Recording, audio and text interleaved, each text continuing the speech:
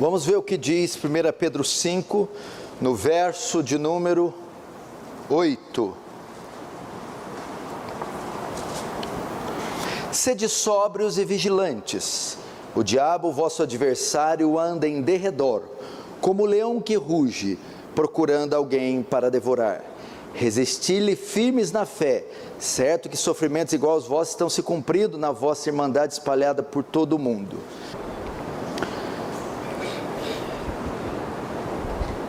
Irmãos, preste atenção, essa palavra é muito oportuna, muito pertinente, e eu quero o temor de vocês, a reverência e o silêncio. Eu vou falar um pouquinho com vocês hoje sobre a doutrina do diabo.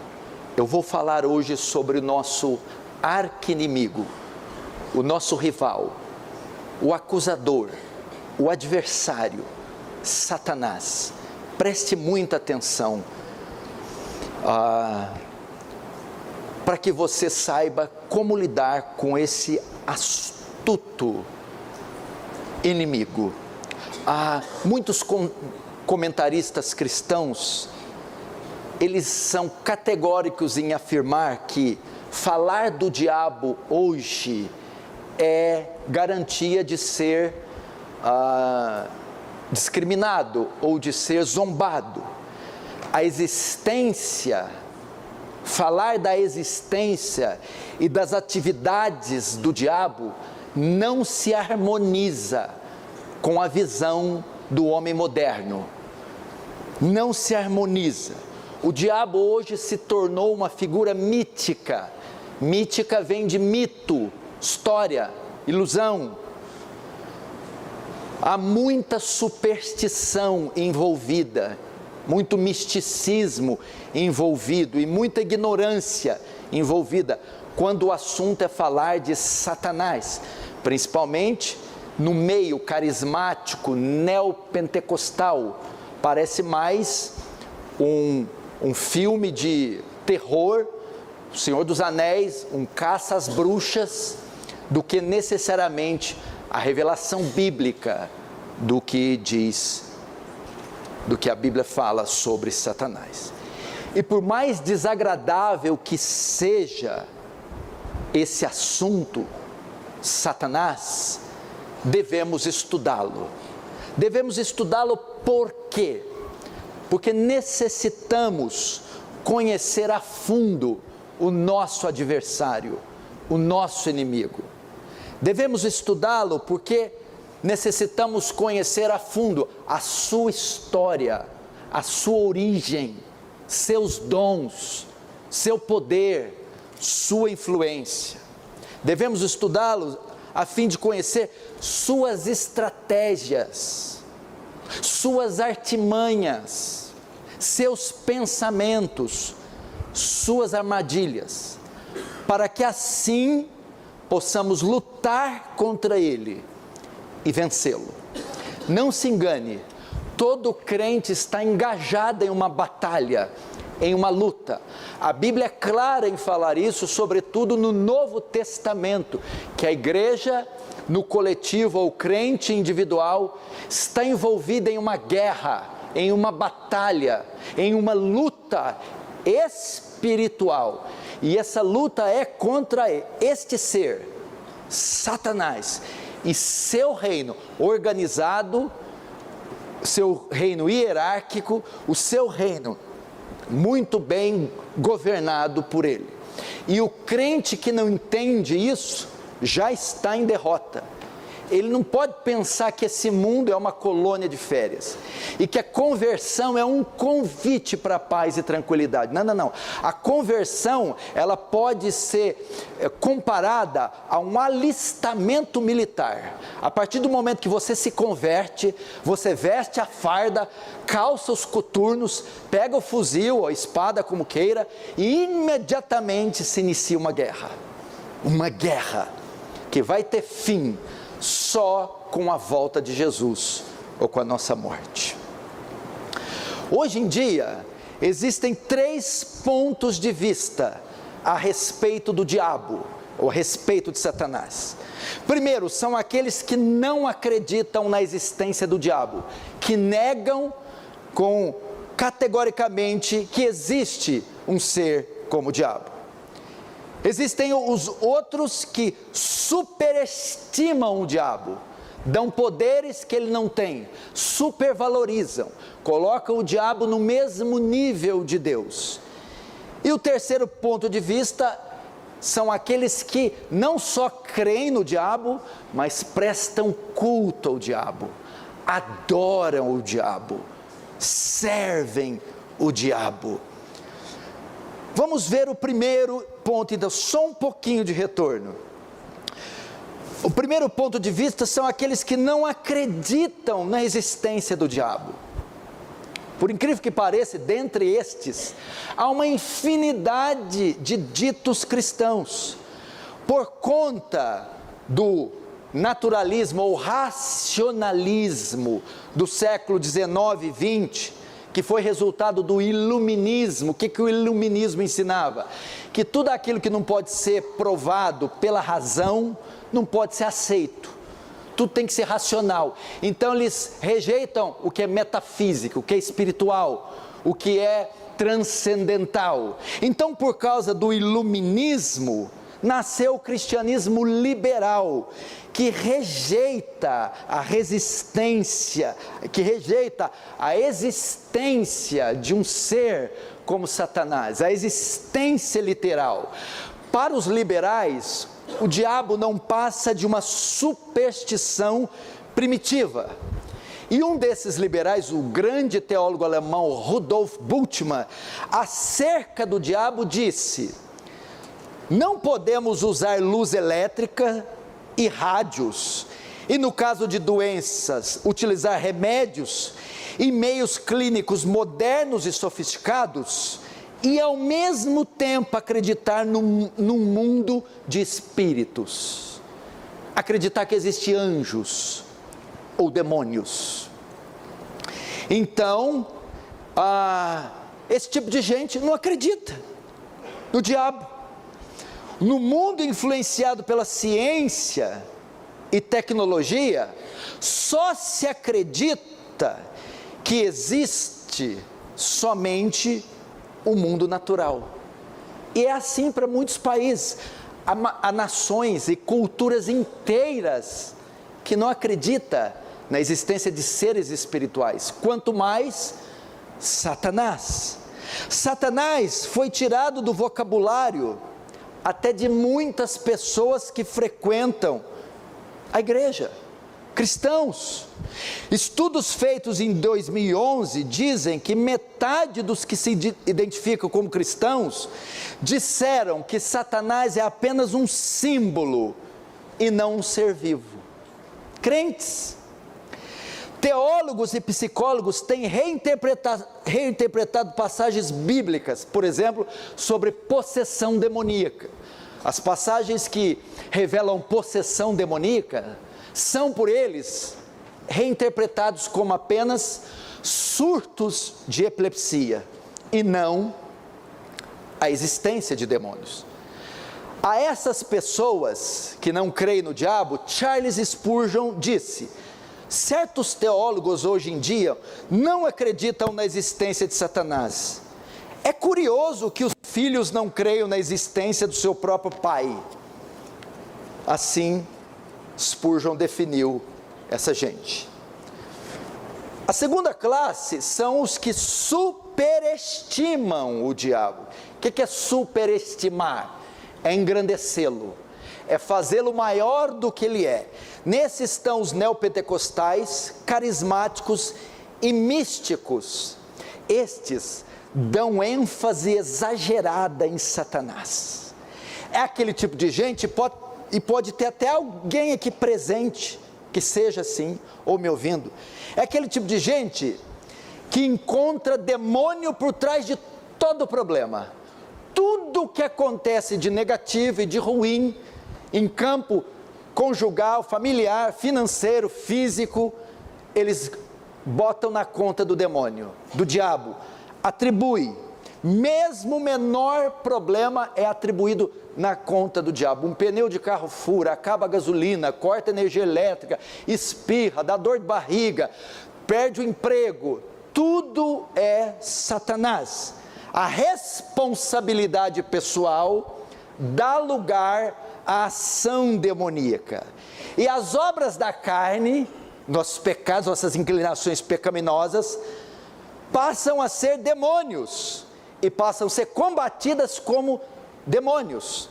Tanto é que eu fui aconselhar um casal cujo marido tinha adulterado, traído a mulher. Ela chegou em casa, pegou o marido com a outra, tentou esconder, achou, enfim. E aconselhando ela disse: ai, que pena, o meu marido abriu a brecha para pomba gira, aí aconteceu isso. Eu falei: não, seu marido é um sem vergonha, não bota a culpa em pomba gira não, para com isso. Pomba gira tem mal o que fazer. Nem sei também de onde tiraram esse nome, né? Então, você está vendo? Não, minha filha, o seu marido é falta de caráter, desvio moral. Estes superestimam o diabo. E tudo isso promove soluções supersticiosas e pouco bíblicas. Por causa dessa visão exagerada dos que superestimam o diabo, então vem as soluções para enfrentá-lo, nas chamadas batalhas espirituais. Pega a chave da cidade, unge pontos estratégicos na cidade, marcha diante de praças, declara em voz alta a queda do diabo. Nada de espiritual, tudo coisa patética e estapafúrdia.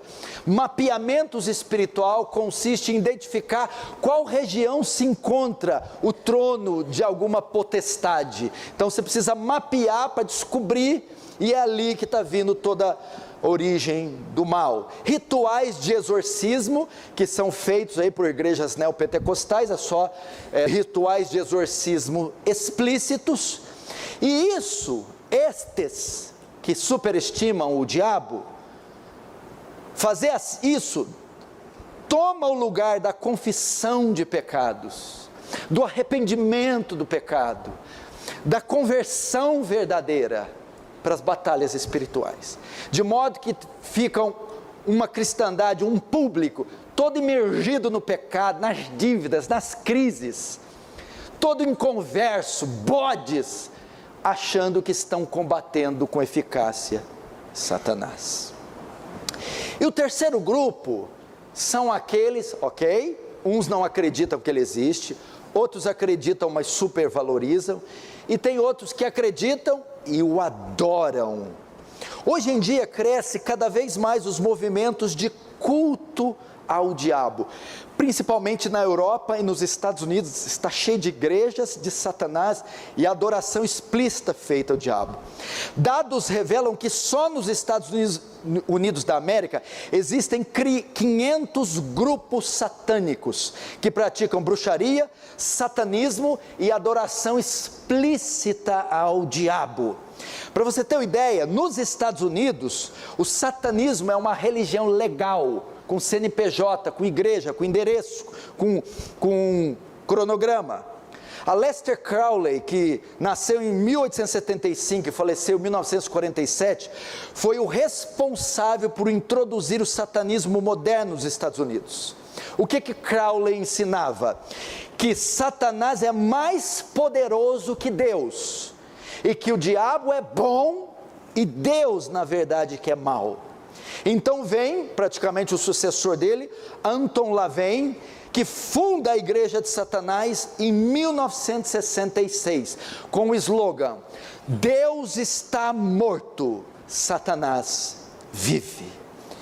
Esses cultos, os cultos a Satanás, são regados de drogas, atos bizarros, junto com orgias sexuais. Esse é o terceiro grupo. Então existe esse tipo de pessoa, adoradores abertos, explícitos do diabo, em igrejas legalmente abertas, que cultuam livremente o pai da mentira, o príncipe das potestades do ar, o acusador, Satanás. Agora, vamos ver o quarto ponto. O que a Bíblia, a palavra de Deus, infalível, inerrante, suficiente, divina, tem a dizer. Ela é a nossa regra de fé e prática. O que ela fala, nós obedecemos. Onde ela se cala, nós calamos. A despeito desses 3 pontos de vista, temos que reconhecer nosso adversário. Ele existe. Temos que reconhecer sua personalidade. E temos que estudá-lo ao longo da história. Precisamos conhecer suas estratégias a fim de combatê-lo. A doutrina que estuda o diabo, ela é chamada satanologia ou demonologia. É a doutrina que estuda Satanás, satanologia. Há tantas referências sobre o diabo na Bíblia que é impossível negar sua existência. Ele é citado, para você ter uma ideia, só no Antigo Testamento, ele é citado em 9 livros. Ele é citado em Gênesis, ele é citado em Levítico, ele é citado em Deuteronômio, 1 Crônicas, Salmos, Isaías, Ezequiel e Zacarias. O primeiro título dele, o primeiro nome para entendermos a forma que ele trabalha, é Satanás. É o primeiro título dele. Satanás vem de uma palavra hebraica Satã, que significa adversário, ou opositor, ou aquele que resiste a Deus e o povo de Deus. Satanás então é o opositor de Deus, da palavra de Deus, do povo de Deus. Satanás é o adversário de Deus, do povo de Deus, da palavra de Deus. Satanás é aquele que resiste a Deus, o Filho de Deus, o povo de Deus e a palavra de Deus. Esse termo aparece 19 vezes no Antigo Testamento. Nos 9 livros citados aparece 19 vezes.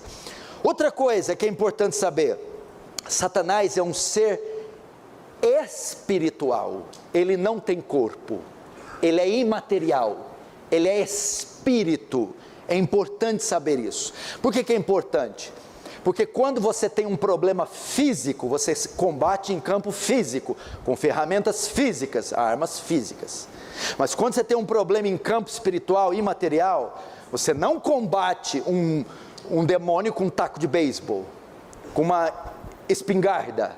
Você precisa de ferramentas, estratégias espirituais, ok? Então patuá, pão, sal, essa rosa, toda essa parafernália estúpida, imbecil, não tem efeito algum contra o príncipe das trevas.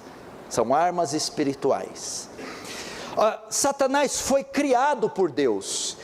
Em Salmo 148, versos 2 a 5 diz: louvai-o todos os seus anjos, louve o Senhor, pois mandou e logo foram criados. Ele foi criado por Deus. Evidentemente que ele não foi criado Satanás. Ele foi criado um anjo bom.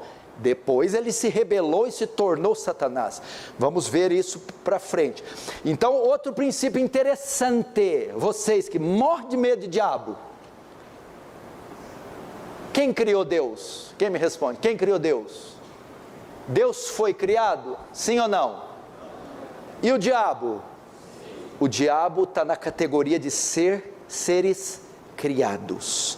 Então ele não está na mesma estatura daquele que autoexiste, daquele que é autoexistente e autossuficiente. Satanás vem na categoria de seres criados e foi criado por Deus. Agora vamos ver Satanás no Novo Testamento. A doutrina de Satanás, ela vai sim se desenvolvendo, porque a revelação é progressiva. Começa em Gênesis e vai clareando até Apocalipse. No Novo Testamento, ela vai se desenvolvendo durante a história e o término dos testamentos. No período intertestamentário, o diabo, se referem ao diabo como Belial, como Mastema ou Samael. Satanás é descrito como chefe de um exército de demônios que guerreia contra Deus. Isso na transição do antigo para o novo, no período intertestamentário, ele era assim conhecido. Já no Novo Testamento, o termo mais usado para Satanás é diabo. O termo Satanás no Novo Testamento ocorre 34 vezes. Já o termo diabo é usado 60 vezes. E das 60 vezes, 40 vezes nos 4 evangelhos. O termo diabo vem do latim, que quer dizer diabolos. Se Satanás é opositor, se Satanás é adversário, diabolos é acusador. É o que lança sofismas, é o que sussurra mentiras, é o que acusa. Satanás é o maior dos acusadores. Ele acusa Deus e acusa os homens. Ele acusou Deus diante de Eva de não querer o melhor para ela. Ele acusou Jó diante de Deus de estar servindo ele por interesse. Mentiroso, pai da mentira, estrategista. Quando você pensar em batalha espiritual, não pensa igual a esses estúpidos carismáticos. A figura deles são espadas degladiando. Você entra numa guerra de espada entre bárbaros. Não, quando você pensar em diabo, pensa num tabuleiro de xadrez. É assim que a luta se dá.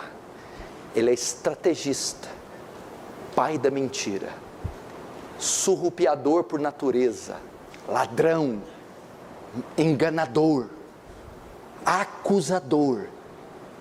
Nele não habita bem algum. Ele é a personificação do mal, astuto, sagaz, traiçoeiro.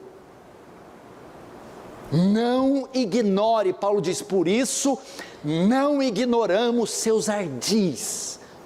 Não ignore, para que possa lutar contra as astutas ciladas, não é só ciladas, astutas, inteligentes, sorrateiras, sutis.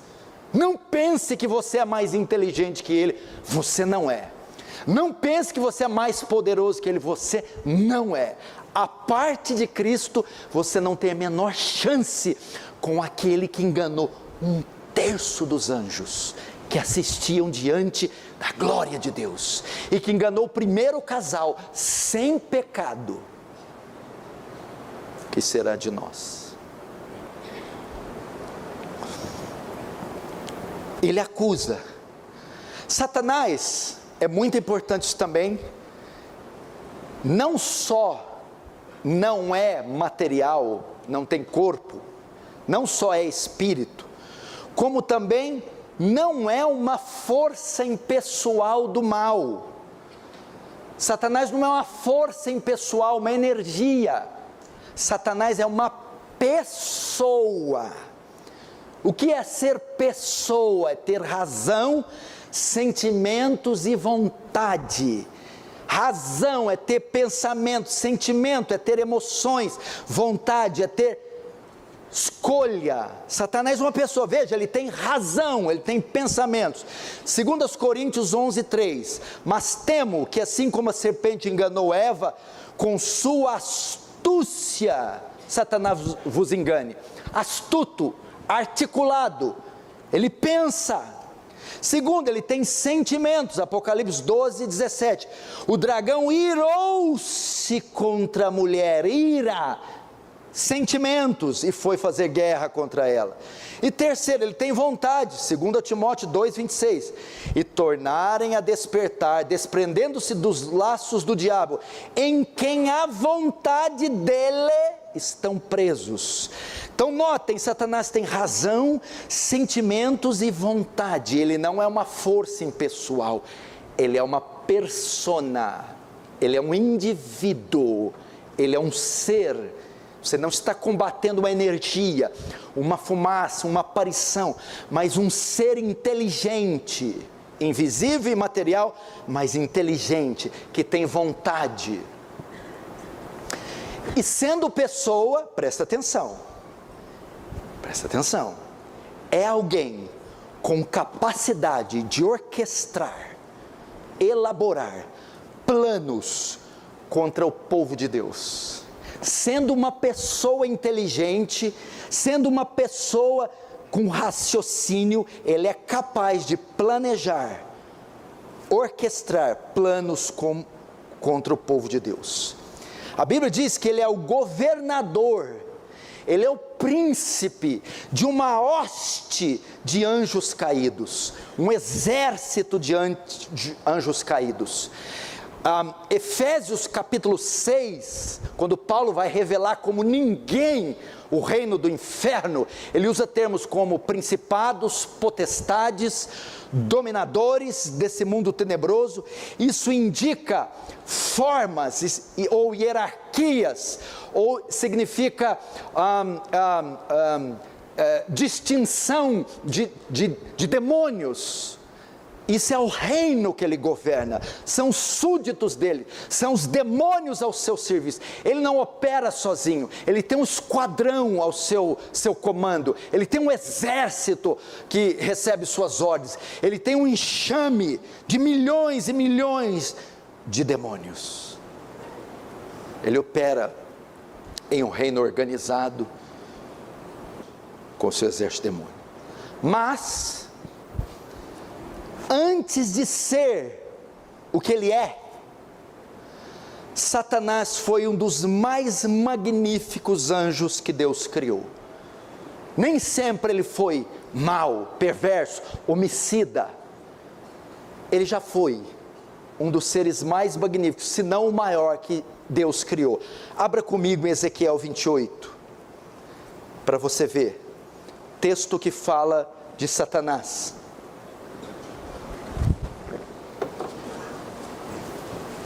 Ezequiel 28.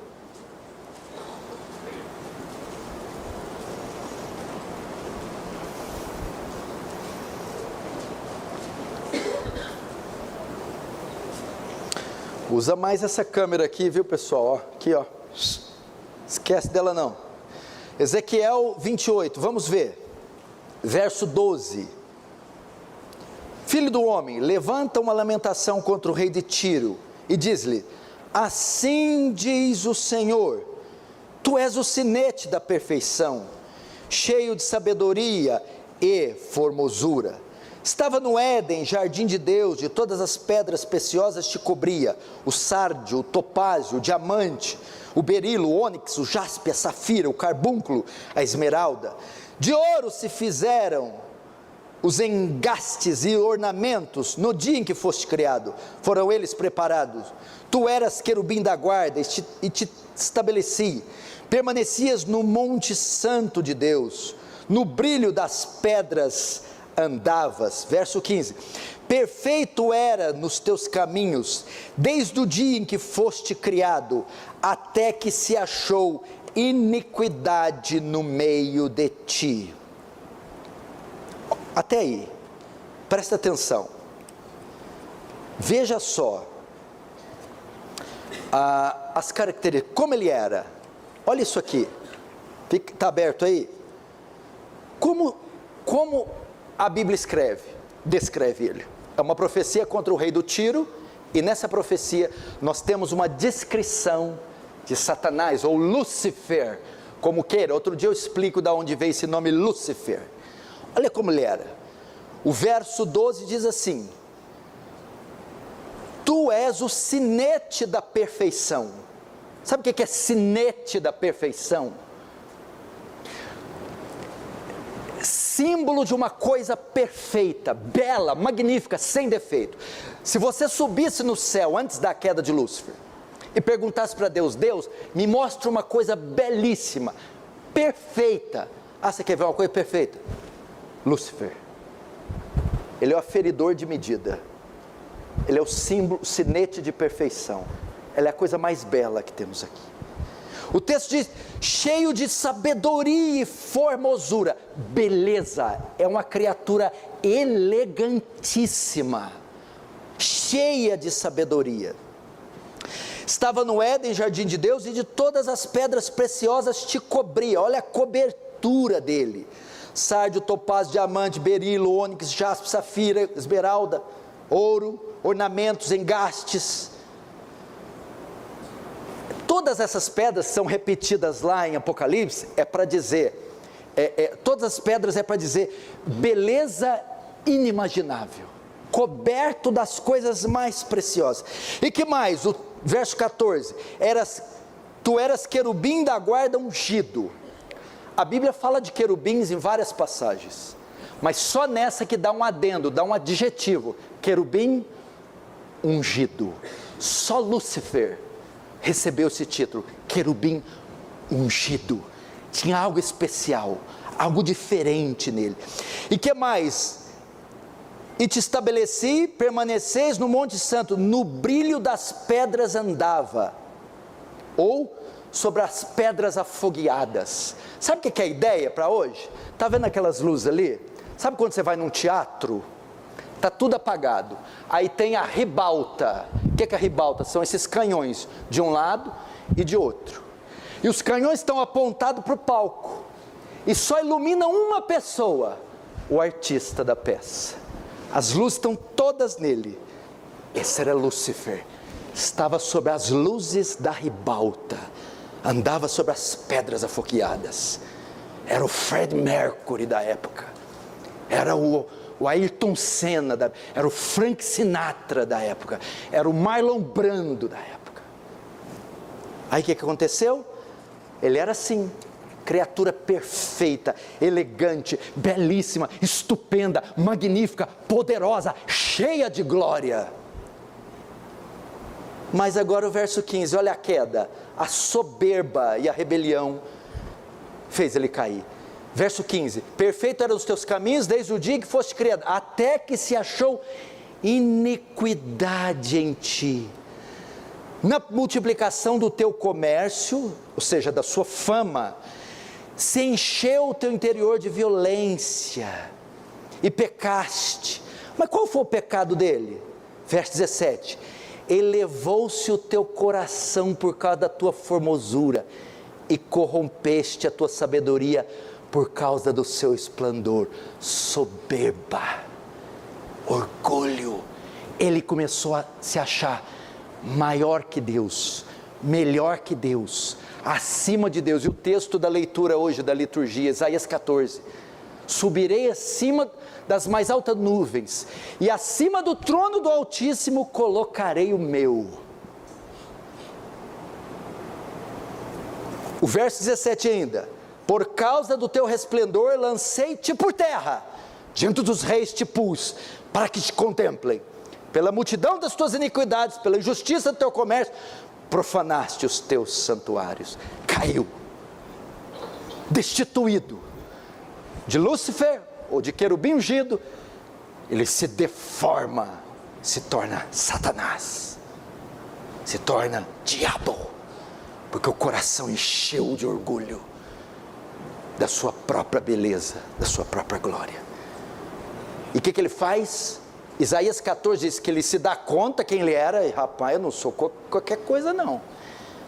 Ele então se rebela contra Deus, ele intenta tomar o trono de Deus, lutar contra Deus, ir contra Deus. Só que nessa rebelião ele não foi sozinho. Tamanha é a glória dele, tamanha era a persuasão, a sabedoria, que ele vai orquestrar uma rebelião com ele, e ele vai persuadir alguns anjos. Quantos são? A Bíblia diz 1/3, não é pouca coisa não.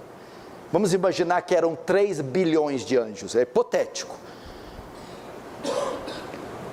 Apocalipse 12, versos 3 e 4, diz assim: e viu-se outro sinal no céu, eis que era um grande dragão vermelho, que tinha 7 cabeças e 10 chifres, e sobre a sua cabeça 7 diademas, e a sua cauda levou após si a 1/3 parte das estrelas do céu, e lançou-as sobre a terra.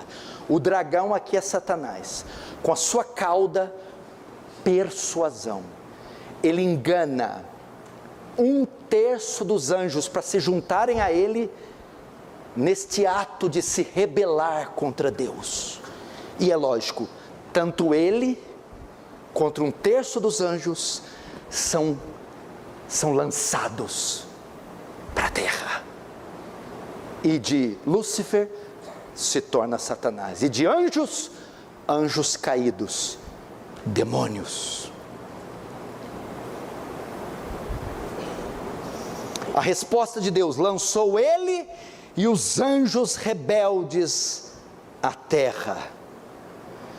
Nesse sentido, Satanás perdeu para sempre a sua posição de querubim ungido. Ele nunca mais vai recuperar. Veja o que fala Judas 6.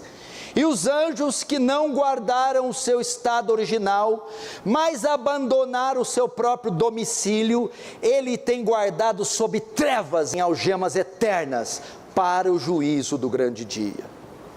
Está falando isso aqui. E os anjos que não guardaram o seu estado original, quem eram?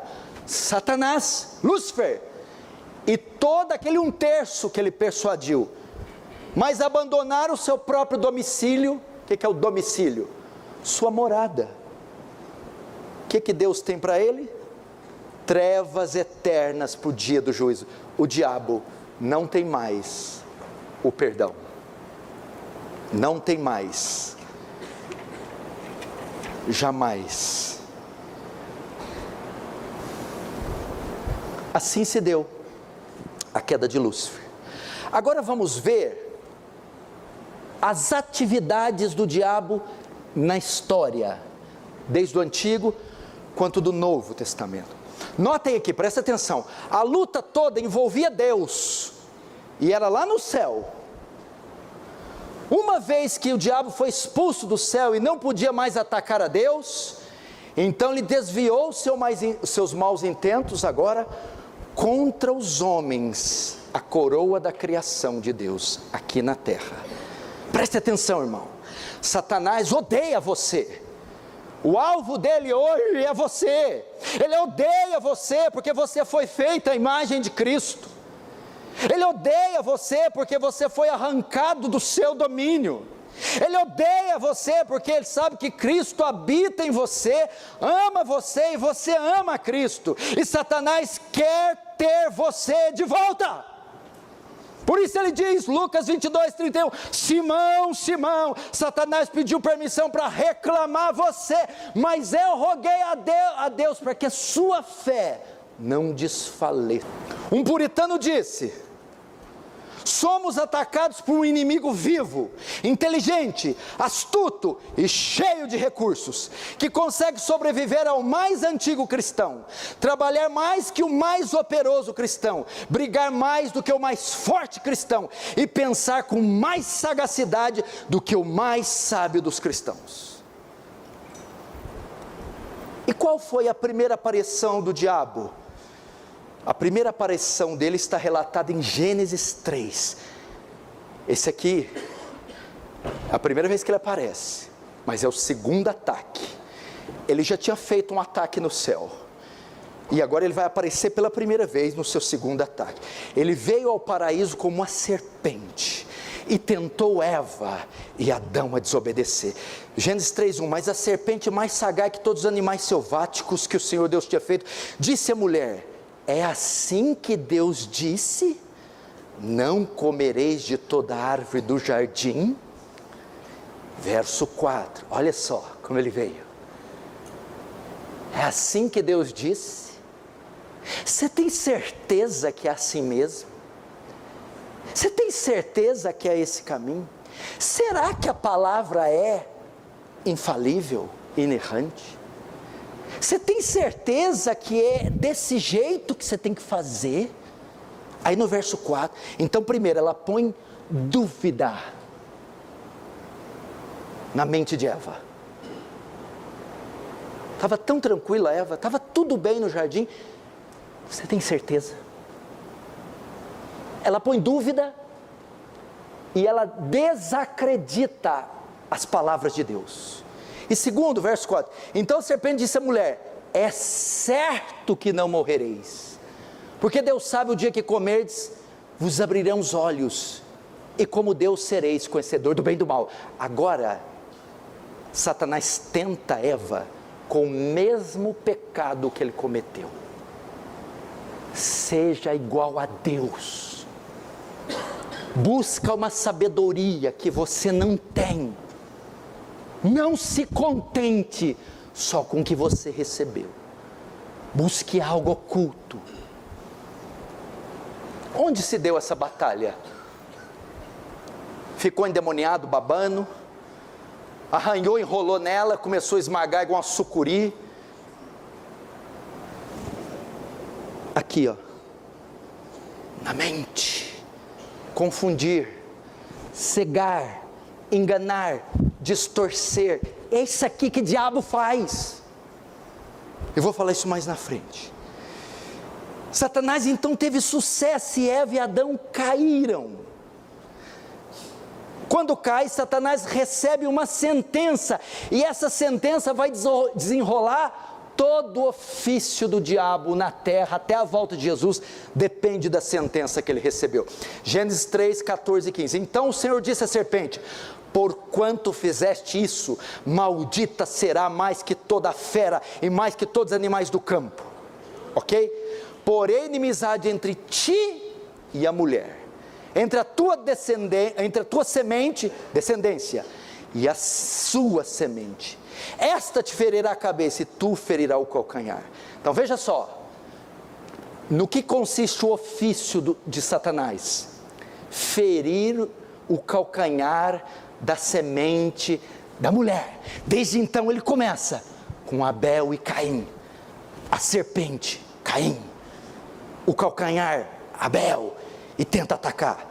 Ismael atacando Isaque, Esaú atacando Jacó, Faraó atacando Moisés, Faraó lançando as crianças no Nilo e com seus exércitos, cercando Israel no Mar Vermelho. Era Satanás, lutando contra a semente da mulher, o povo de Deus.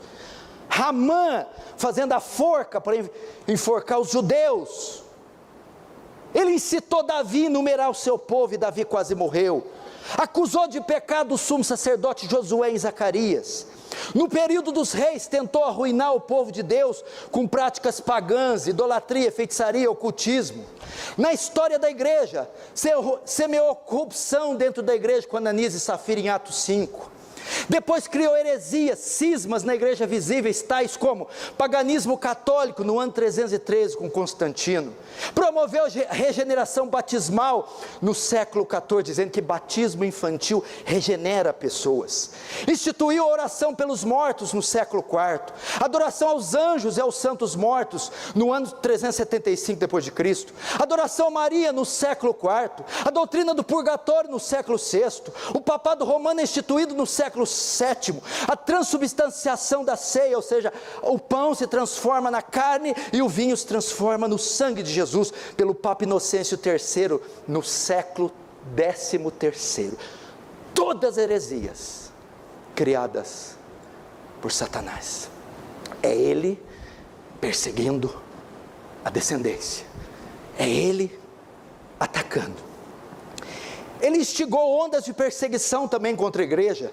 No martírio de Estevão ele foi responsável. Na morte de Tiago, filho de Zebedeu, por Herodes. Teve perseguições sobre os imperadores romanos, por Nero no ano 64, Domiciano no ano 81, Trajano no ano 112, Marco Aurélio no ano 161, Sétimo Severo no ano 210 e Maximiano no ano 235. Todos eles incitados por Satanás a perseguir, a matar, a enganar, a seduzir, a criar heresias. Veja Satanás ao longo da história. Agora vamos encerrar vendo a sua maior arma. Abra comigo em 2 Coríntios capítulo 10. Nós vamos ver aqui, esse é o grande ofício do diabo. O primeiro ataque dele foi tanto sobre os anjos quanto sobre Eva, e foram ataques semelhantes. E esse ataque caracteriza o modo dele trabalhar. Quem pensa que o diabo fica aparecendo para os outros, arranhando janela, incorporando, tentando os outros ao pecado sexual, a nossa carne, ela cuida disso. O diabo tem planos muito maiores. A grande arma dele não é essas coisas, aparecer, macumba, cachoeira, patuar, vomitar pacto, nada dessas coisas. Parecer igual gárgula. O diabo aparece, eu fico com medo, vou orar e jejuar. O diabo não quer que eu ore e jejue, é mais fácil aparecer de mini saia, porque eu não vou querer orar e jejuar. Concorda? Agora, qual é a maior obra dele? 2 Coríntios capítulo 10, versículo 4. Porque as armas da nossa milícia não são carnais, e sim poderosas em Deus para destruir fortalezas. Presta atenção na palavra arma, poderosa, fortaleza, anulando nossos sofismas e toda altivez que levanta contra o conhecimento de Deus. E agora, levando cativo todo o pensamento à obediência de Cristo. Aqui está resumido nesses 2 versículos a grande obra do diabo. Paulo diz que as armas da nossa milícia, então, da ideia de uma guerra, a guerra da igreja. Contra quem? Contra o que eu acabei de pregar, o diabo. Não são carnais, carnais aqui naturais, mas são poderosas em Deus. Para quê? Deus nos deu armas espirituais para combate espiritual. Mas para quê? Para destruir fortalezas. Que fortalezas são essas? Paulo está escrevendo aqui num pano de fundo grego. Ele está lembrando de Atenas, ele está lembrando de Éfeso, onde era muito comum castelos e grandes fortalezas. Por isso ele escreve, porque o povo estava familiarizado. Aí ele vai usar mais para frente o termo para destruir fortaleza, anulando sofismas. A palavra sofismas no grego, logmos. Logmos é da onde vem a palavra logismo. Logismo, filosofias, ideias, religião, seitas, ideologias. Você entendeu? Paulo está dizendo assim: Satanás prende pessoas em fortalezas ideológicas. É o que ele fez com Eva.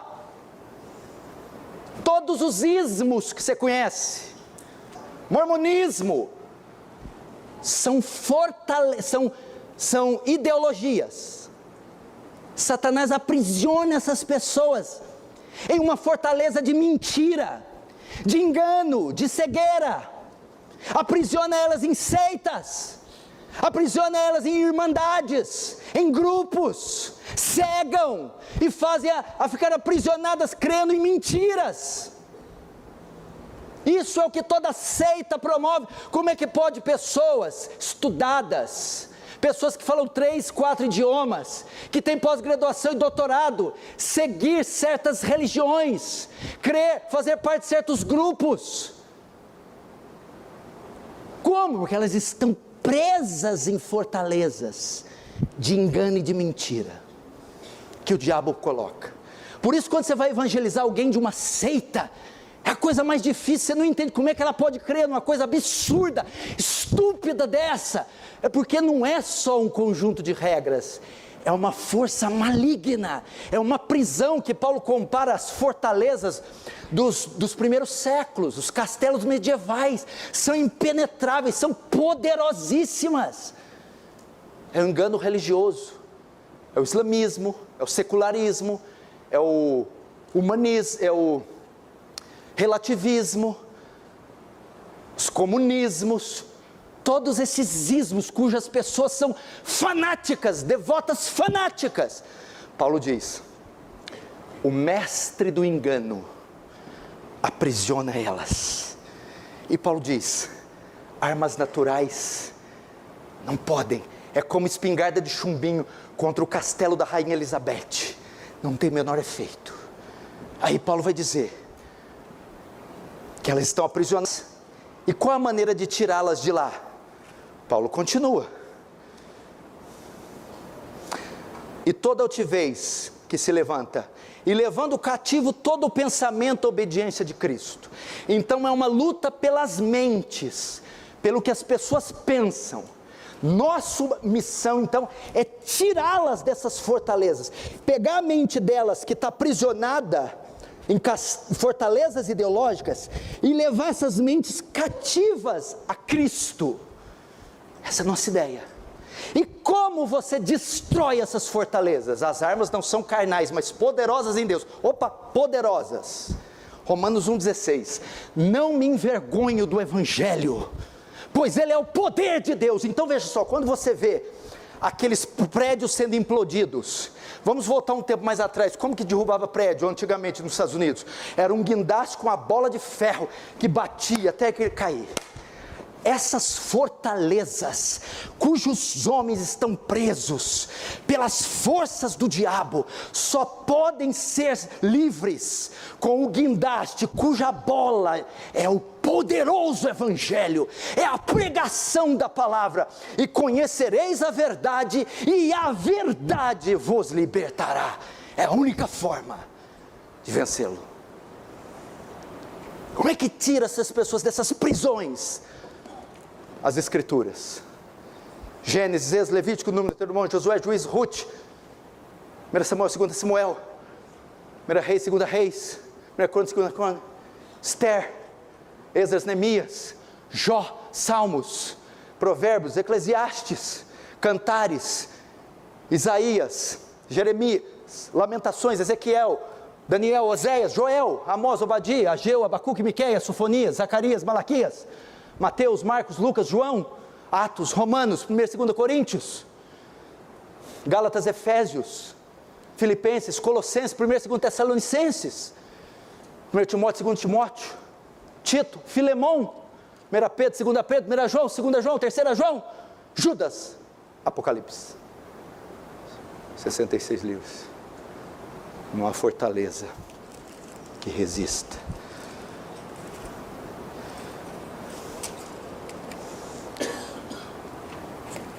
É assim que ele age. Uma fortaleza. E o termo aqui, destruindo, smash, crush, destruir, pulverizar, trucidar. Não tem jeito de passar óleo de peroba na fortaleza. Não tem jeito de soltar traque, estalinho. O Senhor nos chama a esmagar. E só podemos esmagar com essa bigorna. Essa é a bigorna que destrói todos os aços. A palavra de Deus.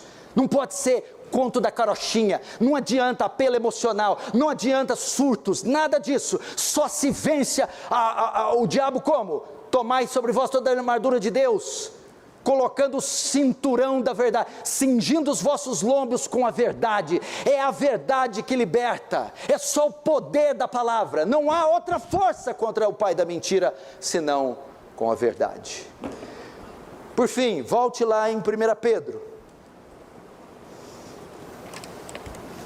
capítulo 5.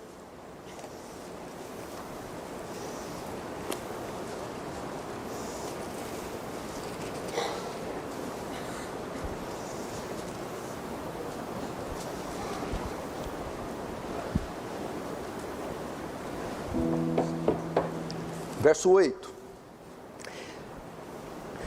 sede sóbrios e vigilantes, o diabo, vosso adversário, anda em derredor, como leão que ruge procurando alguém que possa devorar. Resisti-lhe firmes na fé. Aqui, Pedro diz, ele resume quase tudo que Paulo fala. Olha lá que interessante. Vamos pegar tudo que eu falei. Todos vocês aí, Fabrício, Juliano, Eduardo, Tiago, eu acabei de pregar, esse cara aqui, ó. Aí Pedro fala o que ele está fazendo agora. O diabo vosso é seu, ele está em derredor. O que é isso? Ele não está ao redor como a sua esposa, é pertinho. O que é derredor? Uma distância favorável a um ataque, onde ele pode te ver e onde ele pode dar o bote. Ele está aqui, ó, como um leão. A ideia é igual um leão. Você vê um National Geographic, você vai ver como ele fica entre os arbustos, músculos aqui do dorso retesados, fica ali fica de 5 a 10 metros da presa, buscando um vacilo, uma oportunidade. Então ele está assim, diabo, vosso adversário está à espreita, esperando para te atacar, para pegar você, para confundir você, Agora o que ele está esperando? Ele está esperando um vacilo, dá preso o leão, está bebendo água e se perde, ou ele machucou, ou ele está tirando um cochilo. Satanás está esperando a brecha. Ele está esperando você abrir território para ele, você baixar a guarda, você deixar de guardar o coração, você envolver em pecado, você abrir o caminho, pavimentar o caminho, e ele saber que você não tem forças para se defender. É a hora que ele vai. Então está o tempo todo. Sabe quando você está em casa, você está ali, de repente você, chegou, já veio cedo hoje, tá de olho em mim, está esperando eu vacilar, eu sei. Aí o que Pedro diz? Portanto, imagina a zebra, o veado bebendo água. Portanto, sede sóbrios e vigiai. Não baixe a guarda, não faça concessões, não ouça a sua voz. É isso que está dizendo. Feche as arestas, feche a brecha, bloqueie os canais de entrada dele. Internet, más conversações, televisão, amigos, telefone, seja o que for, ressentimentos, rancores, feche. E depois ele dá a arma. Resistam firmes na fé. O que é resistir? O fato de você não dar brecha, você ficar em alerta, não significa que ele vai ficar inibido de vir.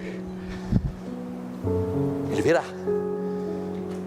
É como se você pega um escudo, e quando ele vier, você resiste ele, resiste o bote, resiste o sussurro, resiste o é certo que não morrereis, resiste o é verdade que Deus, resiste. Como? Firmes na fé. O que é a fé aqui? Não é a fé salvadora, não é a fé, oh Deus me cura, é a fé, o nosso conjunto de doutrinas, é a fé cristã. A ideia é assim: resista-o firme nas suas convicções, resista firme na salvação que foi dada, resista firme no sangue do Calvário, resista firme porque você está vestido com a justiça de Cristo, resista. É assim, não vacile, não abra mão das suas convicções, não recue. Aí a Bíblia diz o quê? Resistiu o diabo e ele? Resistiu o diabo e ele? Você vence a batalha.